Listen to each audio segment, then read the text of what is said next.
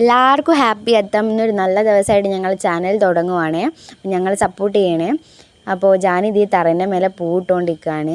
ഈ പൂത്തറ കിട്ടിയതൊരു വലിയ കഥയാണ്. ഇന്നലെ രാത്രി നട്ടപ്പാതിരാത്രിക്ക് ആൾ പൂത്തറ കെട്ടുന്ന വാശി പിടിച്ച് കരഞ്ഞ് അമ്മമ്മേനെ കൊണ്ട് വെറുപ്പിച്ച് അവസാനം സൈകെട്ട അമ്മമ്മ പടന്നിയായിട്ട് എണീച്ച് അപ്പുറത്തെ കണ്ടത്തിൽ പോയി ചുവന്ന മണ്ണൊക്കെ കൊത്തി കൊണ്ടുവന്ന് ഇന്നലെ രാത്രി ഉണ്ടാക്കി കൊടുത്തതാണ്. ആൾക്ക് സന്തോഷമായിട്ടോ. ആൾ ജനിച്ചതുവരെ ഞങ്ങളങ്ങനെ പൂത്തറ കെട്ടിയിട്ട് പൂവിട്ടിട്ടില്ല. കൊലായിലാണ് ഇട്ടുണ്ടായിരുന്നത്.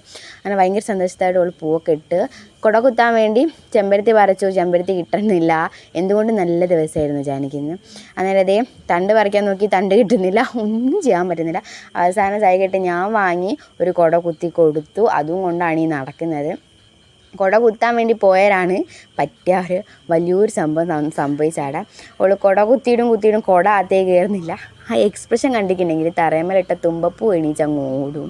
എങ്ങനെയൊക്കെയോ കുത്തി ദൗത്യം സക്സസ്ഫുൾ. അന്നേരമാണ് മമ്മി പറഞ്ഞത് വെള്ളം കൊടുത്തു. അന്നേരം ഞങ്ങളൊരു വെളിയിലെടുത്തു. ഇവിടെ വെളിയിലാന്നാണ് പറയുന്നത്. അപ്പം നിങ്ങളുടെ നാട്ടിൽ എന്താ പറയുക നിങ്ങൾ കമൻറ്റ് ചെയ്യണേ. അപ്പോൾ വെളിയിലെടുത്തു. വെളിയിലൊക്കെ വെള്ളം നിറച്ചു പൂവിന് വെള്ളം കൊടുക്കാൻ വേണ്ടി. അപ്പോൾ നന്നായിട്ട് തുളുമ്പി തീർന്നിട്ടുണ്ട്. ജാനി കുറേ വെള്ളം നിറച്ചു. അപ്പോൾ തുളുമ്പി ഓളെ ഡ്രസ്സിൽ ഫുള്ളായി. അന്നേരം മമ്മീൻ്റെ പറയുന്നത് തുളസി വെച്ചതിന് ശേഷമാണ് നമ്മൾ വെള്ളം കൊടുക്കാൻ. ഞാൻ തുളസി പറിച്ചു വെക്കാൻ നോക്കുന്ന സമയത്ത് 30 ആൾ സ്റ്റൈലാക്കി തുമ്പേൻ്റെ സൈഡിൽ കൊണ്ടുപോയി വെച്ചിട്ടുണ്ട്. അപ്പോൾ ഞാനെടുത്ത് സെൻറ്ററിൽ വെച്ചു.